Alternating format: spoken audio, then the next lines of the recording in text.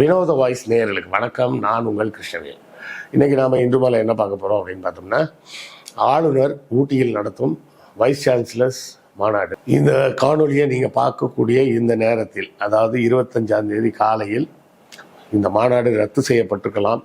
இல்லை இந்த மாநாடுக்கு முதலமைச்சர் ஸ்டாலின் அவர்கள் வேறு ஏதாவது ஒரு வகையில் தடை விதிச்சிருக்கலாம். இல்லை தமிழக அரசாக இதை கண்டுக்காமல் அவர் பேசாமல் கூட விட்டுருக்கலாம். இந்த மூணில் என்ன நடக்க போகுதுன்னு எனக்கு தெரியல. ஏன்னா இந்த காணொலி நம்ம இன்றைக்கி ஷூட் பண்ணும்போது 24ஆம் தேதி மாலையில் ஷூட் பண்ணிகிட்டு இருக்கோம். அதனால் இப்போதைக்கு அதை பற்றின விவரம் தெரியல. ஸோ வீடியோவை பார்த்துட்டு என்ன சார் இதெல்லாம் இப்படி மாறிடுச்சு, நீங்கள் என்னென்னமோ பேசி வச்சுருக்கீங்க அப்படின்னு யாரும் கேட்க வேண்டாம். நம்ம வீடியோவில் அடிக்கடி நம்ம அப்புறம் நண்பர்களே புத்தகம் வாங்குன்ற போடுறதெல்லாம் நிறைய பேர் கேலி பண்ணுறாங்க. கேலி கிண்டல்லாம் பற்றி நம்ம கவலைப்பட வேண்டிய அவசியம் இல்லை. எத்தனையோ காமெடி பண்ணுறவங்க சேனல்லாம் என்ன பண்ணுறாங்க, என்ன சப்போர்ட் பண்ணணும்னு நினச்சிங்கன்னா நீங்கள் பணம் அனுப்புங்கன்னு கேட்குறாங்க. நம்ம என்ன பணம் அனுப்புங்கன்னு கேட்குறோமா? சேனல் நடத்த பணம் தேவைப்படும். அப்படி தேவைப்படக்கூடிய பணத்தை நீங்கள் புத்தகம் வாங்கினால் உங்களுக்கு புத்தகங்கள் வாங்கிய அந்த புத்தகங்களாகிய அறிவாயுதம் உங்கள் கைக்கு கிடைக்கும். அதன் மூலமாக எங்களுக்கு கிடைக்கக்கூடிய பணத்தை வைத்து நாங்கள் இந்த சேனலை நடத்த முடியும் அப்படின்னு தான் நம்ம சொல்கிறோம். ஸோ புத்தகம் வாங்குங்க அப்படின்னு நான் கேட்பதில் நான் கூச்சப்படவில்லை. அதை பார்ப்பதற்கு நீங்களும் சலிப்படைய வேண்டிய அவசியம் இல்லை. புத்தகம் வாங்க முடியாதவர்கள் லைக் போட்டாலும் சப்போர்ட்டு தான், ஷேர் பண்ணாலும் சப்போர்ட்டு தான், சப்ஸ்கிரைப் பண்ணாலும் சப்போர்ட்டு தான், ஏன் கமெண்ட் போட்டிங்கன்னா கூட சப்போர்ட்டு தான். ஸோ ஏதாவது ஒரு வகையில் உங்கள் ஆதரவை நம்ம சேனலுக்கு கொடுத்துக்கிட்டே இருங்க. யாரும் கேட்க வேண்டாம் அப்படின்னு சொன்னால் அப்புறம் எதுக்கு இப்போ பேசுகிறீங்க அப்படின்றீங்களா? இது எதுக்காக இந்த வீடியோ அப்படின்னா, முக்கியமாக ஆளுநர் செய்யும் செயலால் என்ன இடர்பாடுகள், அந்த மாநாடு நடந்தாலும் சரி நடக்கலனாலும் சரி என்ன இடர்பாடுகள் அப்படிங்கிறது தான் பார்க்கணும். ஏன்னா ஆளுநர் தரப்புலேருந்து என்ன சொல்கிறாங்கன்னா, இப்போ தான் தீர்ப்பு வந்திருக்குங்க, நாங்கள் ஜனவரி மாதத்துலேருந்தே இந்த மாநாட்டுக்கு பிளான் பண்ணிக்கிட்டு இருக்கோம், இது ஒன்றும் இப்போ உடனே நாங்கள் பண்ண பிளான்லாம் கிடையாது அப்படின்றாரு. அதெல்லாம் சும்மா போங்காட்டம். ஏன்னா இப்போ அந்த தீர்ப்பு வந்த பிறகு முதலமைச்சர் அவர்கள் துணைவேந்தர்கள் கூட்டம் ஒன்று நடத்துகிறாரு. அது வேற நீங்கள் துணைவேந்தர்கள் எல்லாரையும் கூப்பிட்டு ஒரு கூட்டம் நடத்தலான்ற ஐடியாவே உங்களுக்கு கிடையாது.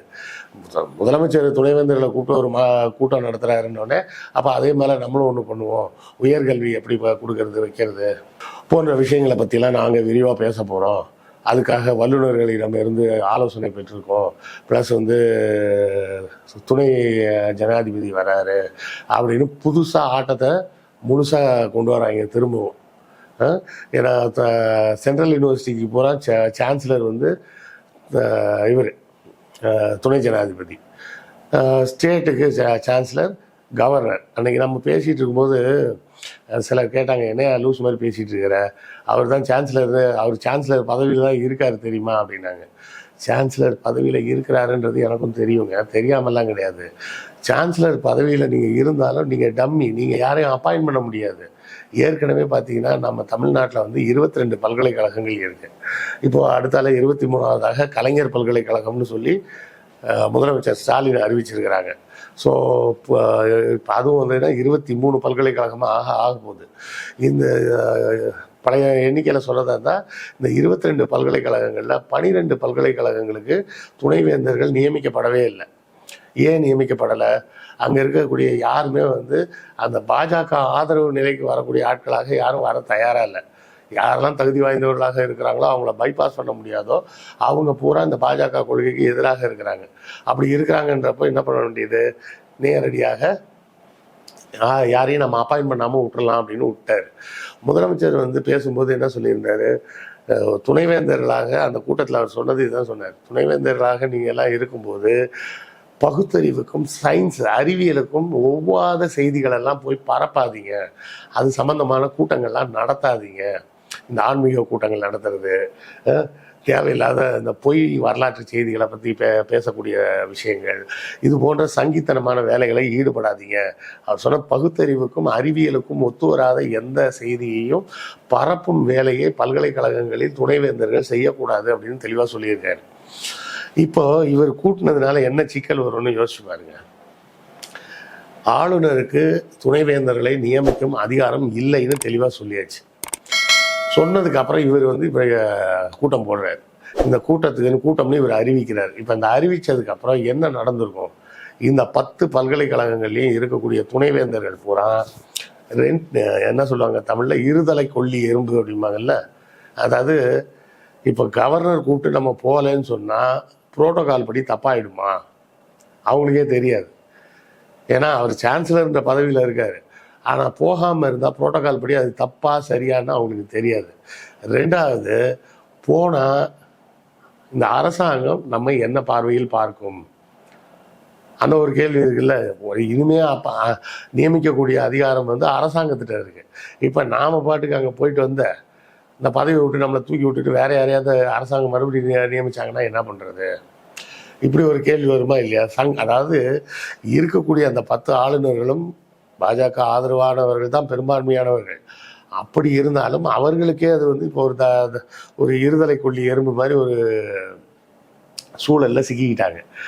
இப்போ இந்த ஒரு வாரமும் என்ன நடந்திருக்கும்? அந்த 10 பல்கலைக்கழகத்திலையும் ஒரு வேலையும் நடந்திருக்காது. விசி 24 ஹவர்ஸ் இதே சிந்தனையில் தான் உட்காந்துருப்பார். போகிறதா வேண்டாமா, போகிறதா வேண்டாமா, போகிறதா வேண்டாமான்னு. பல்கலைக்கழகத்துக்குள்ளே 1000 வேலை இருக்குது. எங்கேயாவது ஒரு கிளாஸ் ரூம் கட்டக்கூடிய வேலை நடந்துகிட்டு இருந்திருக்கலாம், ஏதாவது ஒரு ஃபண்டு வர வேண்டியது இருந்திருக்கலாம், இல்லை வந்த ஃபண்டை வச்சு வேறு ஒரு கட்டடம் கட்டுறதோ, இல்லை ஒரு லேப் ஃபெசிலிட்டியை ரெடி பண்ணுறதோ, இல்லை அதுக்கு உண்டான டெண்டர்களை வரவழைக்கிறதோ, இல்லை வந்த டெண்டர்களில் யாரை ஃபைனலைஸ் பண்ணி அந்த வேலைகளை யாருக்கு ஒப்படைப்பது, இப்படி ஒரு பல்கலைக்கழகத்தில் ஏகப்பட்ட வேலைகள் இருக்குது.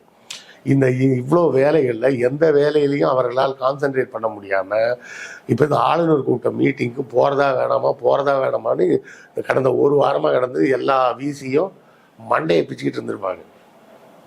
போனால் கவர்னர் கோச்சிக்கிட்டா பரவாயில்ல, ஏன்னா இப்போ அவரால் வேலையை விட்டு தூக்கவும் முடியாது, அப்பாயின்ட் பண்ணவும் முடியாது. ஆனால் புரோட்டோகால் படி அவர் தான் சான்சலர் கூப்பிட்டு வைஸ் சான்சலர் போகலன்னா தப்பாயிடுமே. உதவி ஜனாதிபதி வராரு, ப்ளஸ் அவரே மத்திய பல்கலைக்கழகங்களுக்கு அவர் தான் சான்சலர். அப்போ இந்த பல்கலைக்கழகங்களில் ஏதாவது ஒரு பல்கலைக்கழகம் மத்திய பல்கலைக்கழகமாக இருக்கும். அப்படி இருந்ததுன்னா அந்த விசி போகாமல் இருந்தால் புரோட்டோகால் படியும் தப்பாயிடும். இப்போது போனால் ஆளும் கட்சிக்கும் கவர்னருக்கும் ஏற்கனவே டெய்லி முட்டிக்குது. அப்புறம் அந்த நேரத்தில் போனால் அரசை உதாசீனப்படுத்தி விட்டு போனதாக ஆயிடுமோ அப்படின்ற அச்சம் அவங்களுக்கு இருக்கும். இப்படி 2 பக்கமும் சிக்கலில் மாட்டிக்கிட்டு இந்த வைஸ் சான்சலர்ஸ் எல்லாரும் முழின்னு முழிக்கிறாங்க அப்படிங்கிறது தான் முக்கியமான செய்தி. இதை யாரும் புரிஞ்சுக்கிறாங்களா இல்லையான்னு தெரியல. இது ஒரு கேள்வியாச்சா. ரெண்டாவது, இப்போ இந்த கூட்டம் நடத்துவதன் மூலமாக ஆளுநர் என்ன செய்ய விரும்புகிறாரு சத்தியமாக புரியல. ஆளுநர் உயர்கல்வி முறைகளை பற்றி விவாதிக்க போகிறோம் அப்படின்னு சொல்கிறாரு. ஏற்கனவே எல்லாமே நடந்துக்கிட்டு தானே இருக்குது. இப்போ என்ன புதுசாக இப்போ என்ன அவசரம் வந்ததுன்ற இந்த நேரத்தில். அப்போ அவரோட ஒரே நோக்கம் என்னன்னா, ஐ ஆம் த பாஸ் அப்படின்னு ஸ்டாலினுக்கு காட்டணும்னு விருப்பப்படுறாரு. இது ஸ்டாலினோட பெருந்தன்மையா, இல்லை கூட இருந்த ஐஏஎஸ் அதிகாரிகள் வேணும்னே ஸ்டாலினை சிக்கலில் மாட்டி விடுறதுக்காகவே இந்த வார்த்தையை தமிழக முதல்வர் தான் ஆளுநர்ன்ற வார்த்தையை ஏன் சேர்க்க மாட்டாங்க, தமிழ்நாடு அரசாங்கம்னு ஏன் போட்டாங்க? இப்போ இவரை பார்த்துட்டு என்ன பண்ணா, கேரளாவில் இருக்கிற அந்த கவர்னரு நானும் வைஸ் சான்சலர் மீட்டிங்கை கூட்டுறேன் அப்படின்றாரு. ஏன்னா அவரும் சங்கி கவர்னர் தான். அவர் பாஜகவின் ஆதரவு நிலையில் இருக்கக்கூடியவர். அப்போ இது ஒரு தொடர் பிரச்சனையாகவே இதை இழுத்துக்கிட்டே போகணும். ஒரு சுப்ரீம் கோர்ட் அளவில் தலையிட்டு எல்லாம் சொல்லி முடித்ததுக்கு அப்புறமும் நான் விட மாட்டேன், இதை இன்னும் வம்பிழுத்து ஏதாவது பிரச்சனையாகி அரசுக்கு குடைச்சலை கொடுப்பா. இப்போ அரசுக்கு மட்டும் இது குடைச்சல் இல்லை, அந்த பல்கலைக்கழகத்தில் இருக்கக்கூடிய விசி எல்லாருக்குமே இது பிரச்சனை. இப்போ அடுத்த கேரளாவில் அந்த கவர்னர் நானும் இது பண்ண போகிறேன்றார். இப்போ கேரளாவில் அந்த முதலமைச்சரும் உச்சநீதிமன்றத்தை அணுகி எங்களுக்கும் இதே மாதிரி அதிகாரத்தை மாற்றுறதுக்கு கொடுங்க அப்படின்னு கேட்கலாம்.